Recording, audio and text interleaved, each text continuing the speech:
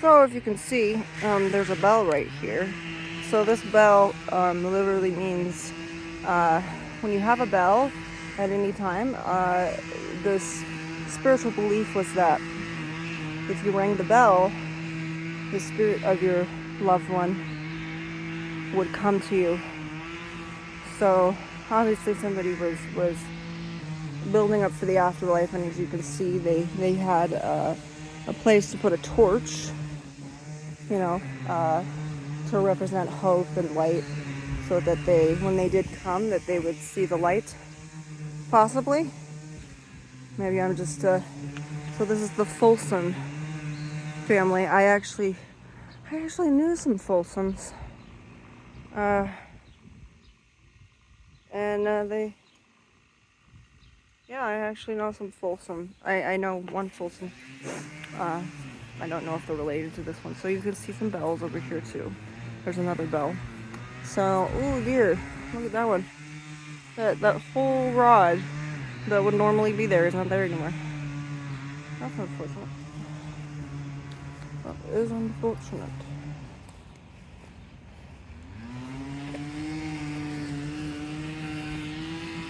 I'm trying very hard to not go on any graves, but I have to say that sometimes that's really hard to do because they are set up in such a way that sometimes that's kind of inevitable. Like I think, not quite sure. Oh no, that's a small grave, so I didn't actually go across it. It would be probably around this side right here. It would be right there. So typically that would be right there. So got some graves right there. We got nature. It's everywhere. Boy, is it! It's everywhere. Yeah. See if I can very carefully. No. Oh. Yeah. So this is like a whole grave right here. We'll tread very carefully. Very carefully. I'm not gonna step on anything. Yeah. This is a tomb as well. I'm just gonna hop over.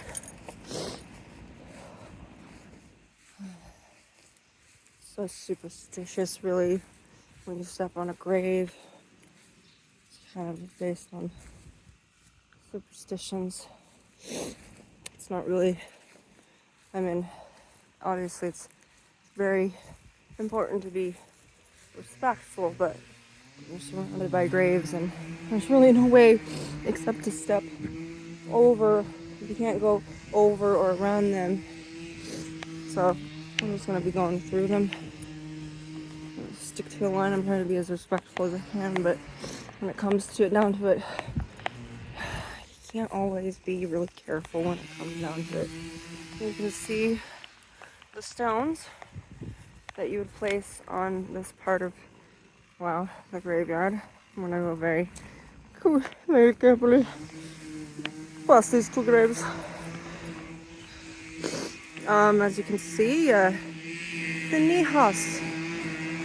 So this is kind of weird. This would be the Jewish section of that's what the rocks are. The rocks are the Jewish section of the Good Cemetery. And that one's got a crack in it, so you got the stones right there. Nihas. Francesca Nihas. Sounds very Russian, German Jew, possibly. And that one just collapsed altogether. It's just taking a 4-hour depression nap right there. This one is. It's nice that they try to repair them, though. That's that's really nice that they try to repair them. It's very nice.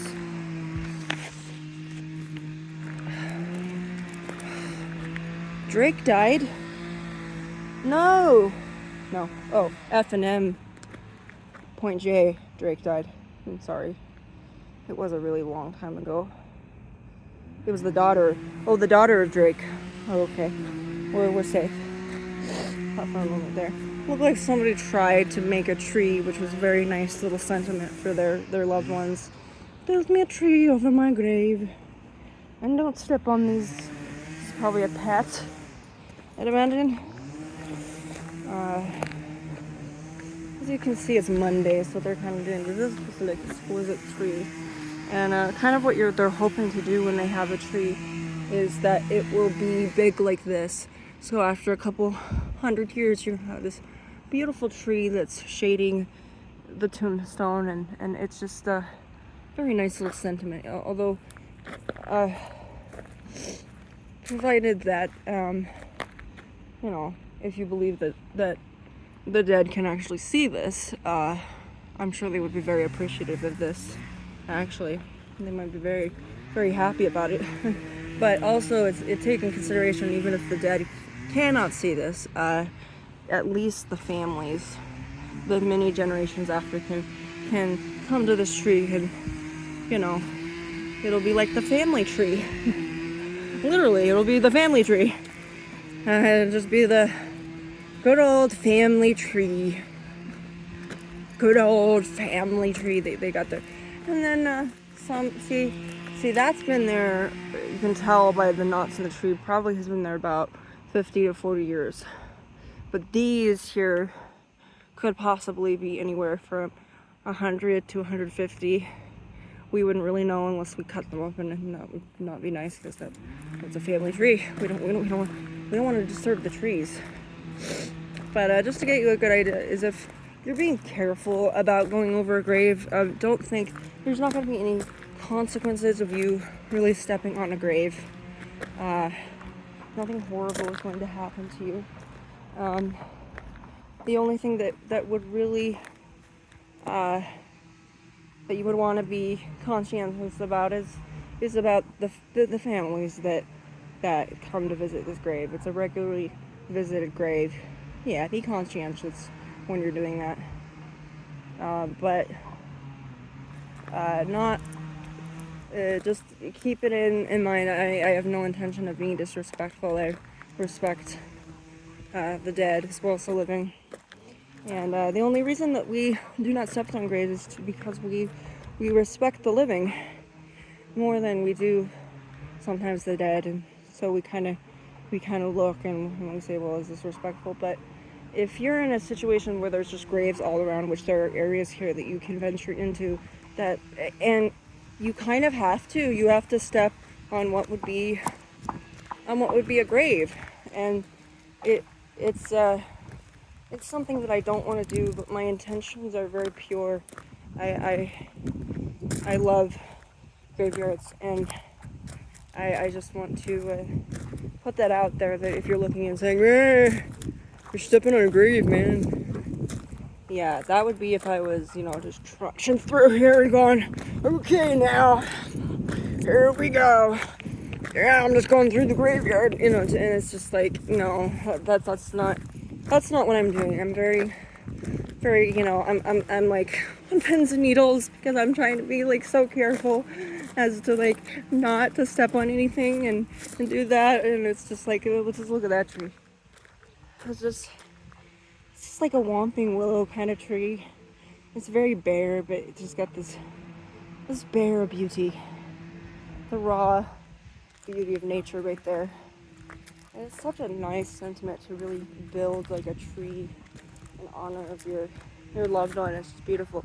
So yeah, keep in mind, if you're not, it's all about intention. If you're not intending to be disrespectful, and you show yourself, running through a grave, and sometimes there's people that go to the graveyards at night and they haven't really vibed with any of the spirits yet, so they get scared, and just all their senses are heightened at that point. They're so heightened, and they keep thinking that something's gonna be around the corner. And some people do. I've seen the paranormal investigators, the ghost hunters, they have to actually leave. They're like, they run for their lives because there's something chasing them. But unless you're in actual physical danger, meaning that's not just a person, that's not just a ghost, but actually a human that's running, yeah, that might be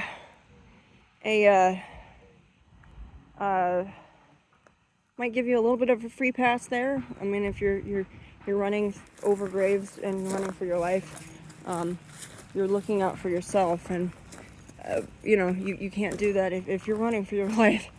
At this point, being respectful is not an issue. It's staying alive. So that could be the case, but the common sense would be, don't be in a situation where you're gonna have to run for your life.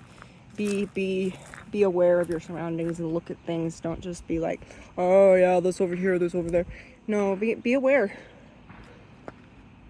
of your surroundings, and make sure that you have permission from the spirits that you're speaking to, and maybe even tell them ahead of time that you're coming.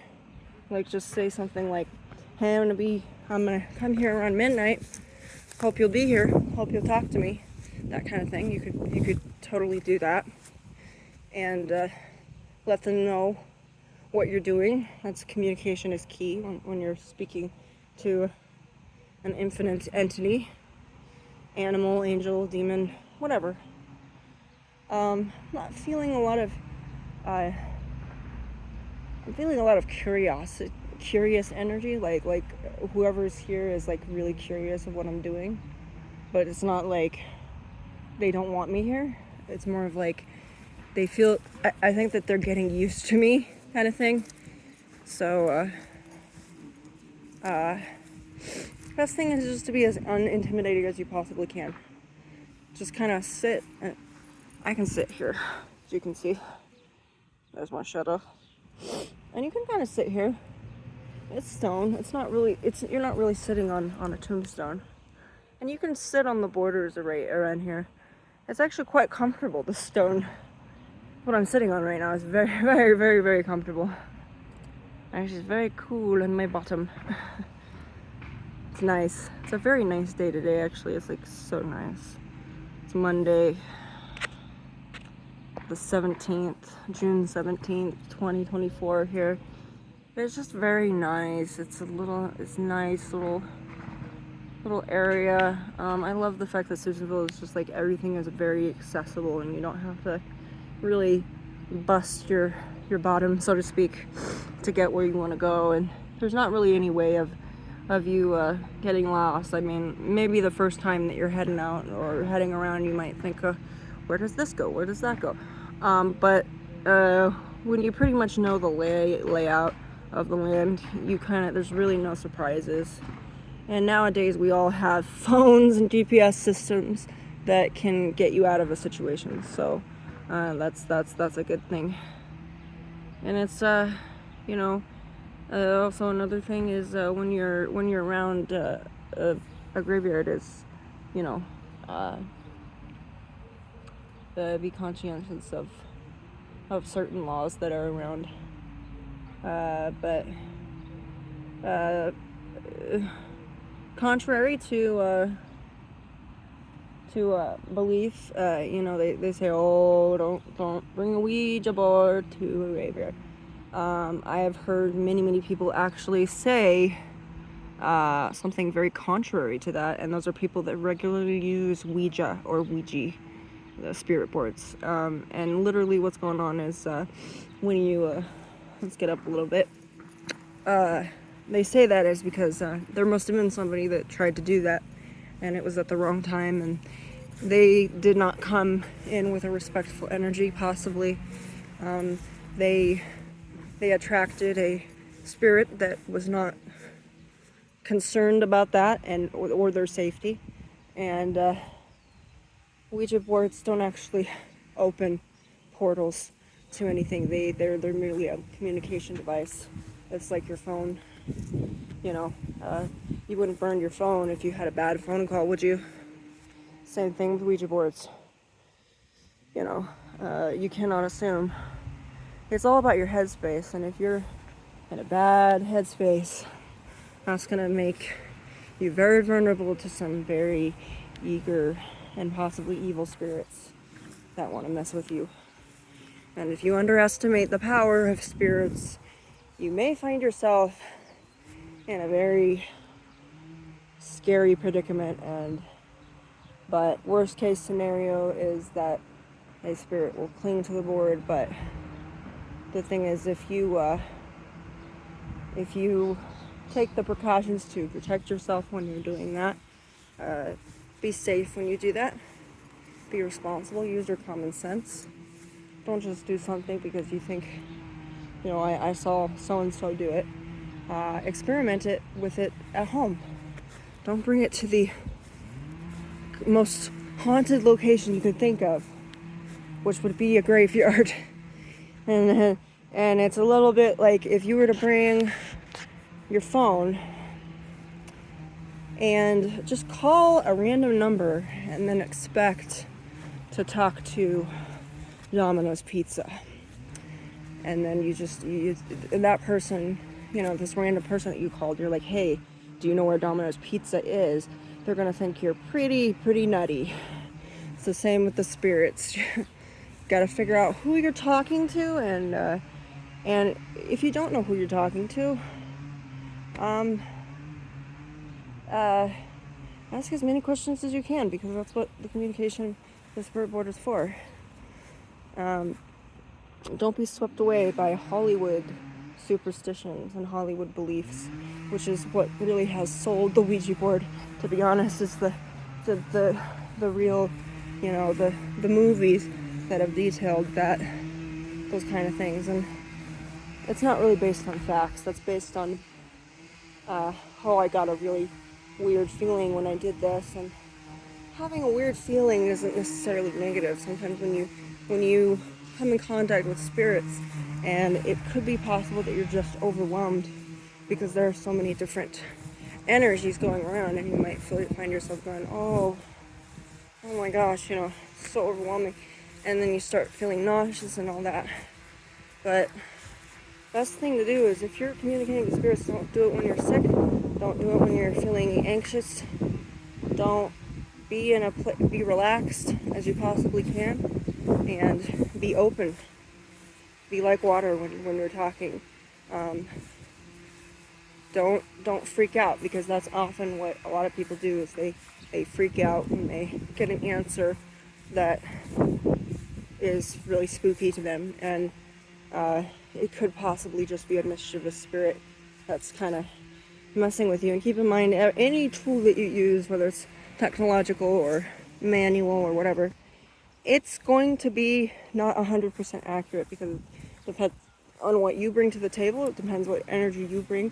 So if you come with a mindset, like right now, I have a mindset of just relaxing and just being one with nature and whatever spirits happen to want to vibe with me. I'm not here to do anything that's gonna harm anyone. So I'm just very chill right now. I'm very relaxed. I'm not worried about possessions. I'm not worried about that.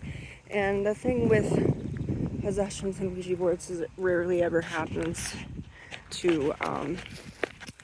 during a session.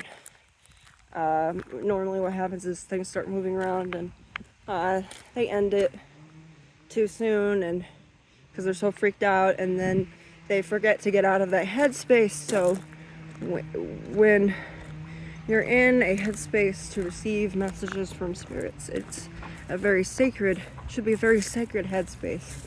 And when you're in that heightened flight or fight state, you can't be in that sacred headspace of communication. So instead of communicating with, the nice spirits, you're communicating with some very cantankerous ones. And you underestimate them, they're not going to be very happy about that. And many spirits can feel your energy and your emotions, and they know what you're feeling. They don't know what you're thinking, but they know what you're feeling. and then we'll pick up on it immediately when you're in that heightened state. It's going to be very obvious. Your heart rate's going to go up. You're going to start getting goosebumps, possibly sweating, having nausea, and they're going to feel a lot of that, what's going on in your body. They're going to feel that. They're possibly going to see it. And depending on what kind of spirit you've called into the session, yeah, I would use, if you're going to use a Ouija board in this place, I would do it specifically for one spirit rather than just setting it up and saying, okay, talk to me. You know, make sure you call upon the spirit that you want to talk to. And it's quite often that you might not talk to the spirit that you want to. It might be another spirit, because often spirits will communicate with each other, and they will say, hey, I don't feel like talking to so and so, can you do that? Can you talk to them instead? And so sometimes they do switch it up, because they are spirits. I'm sure they have other things that they need to do besides talk to us. So, and then also keep in mind, when you're communicating with a spirit through any sort of tool, is that you have to keep in mind that it's a bit like making a very long distant phone call into the hills. You're not the one that's in the hills, but the person you made the phone call is, and you're communicating, and you're expecting it to be this perfect conversation when it's cutting out and there's a lot of interference, and these equipments isn't always necessarily 100% accurate, because as you know, Wi-Fi, data, Bluetooth, electrical storms, and changes in weather, as well as certain kind of metals, and just all of those things can very well affect the make it glitch out, and you can get certain answers that may not be completely correct. I call these false positives. It's literally where you'll be, sitting around, you're just sitting around, and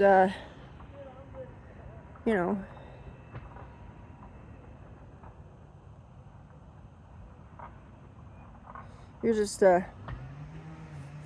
sitting around here, and you're doing whatever you're doing, and sometimes if you're around a water source or a metal or an electrical line, sometimes you'll get these very cryptic answers, and you'll be like scratching your head. You're like, I thought I was talking to an angel. Why did you say 666? And that happened to me. That really did happen, where it was actually very funny. It had 666, and I just laughed hysterically. And the reason is because it was in my room, and there's a lot of electrical outlets, as well as, Bluetooth and Wi-Fi and all that, as well as data in there. So I understand that it is possible that. So every once in a while, like 3 times it's happened where 666 showed up. And I actually know that has really no demonic symbolism. It actually only developed a demonic nature when people misinterpreted it in the book of Revelation. And it actually says it's the number of man, not the number of Satan or the devil's area code. It's not any of that. It's actually just, it's only shown once or twice in the Bible, and that's in Revelation. And then another in Kings, where it was saying that there was 666 shields, bronze shields that he had. It was detailing all of his riches. So, and it wasn't until the Omen that got kind of a bad reputation. It's the same thing as the number 13. 13 was not an unlucky number until Hollywood came. Same thing with the pentagram. That was not an evil thing either before the Church of Satan came about. It was just a symbol of spiritualism, not a symbol of any sort of religion. It was a symbol which is still used in Europe today.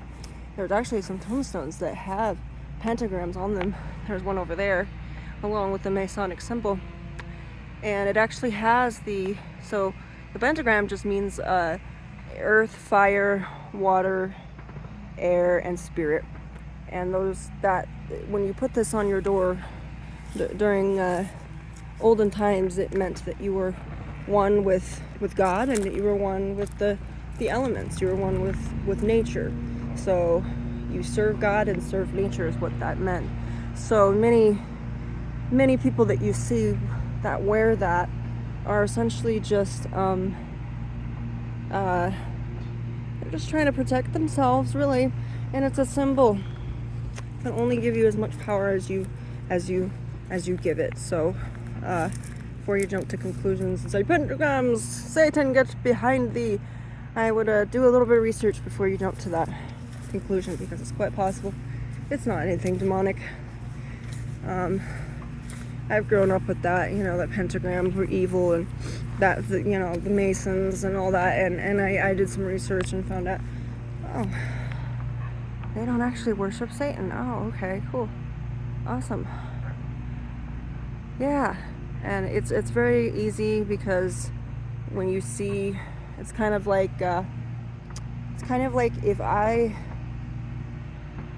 let's say,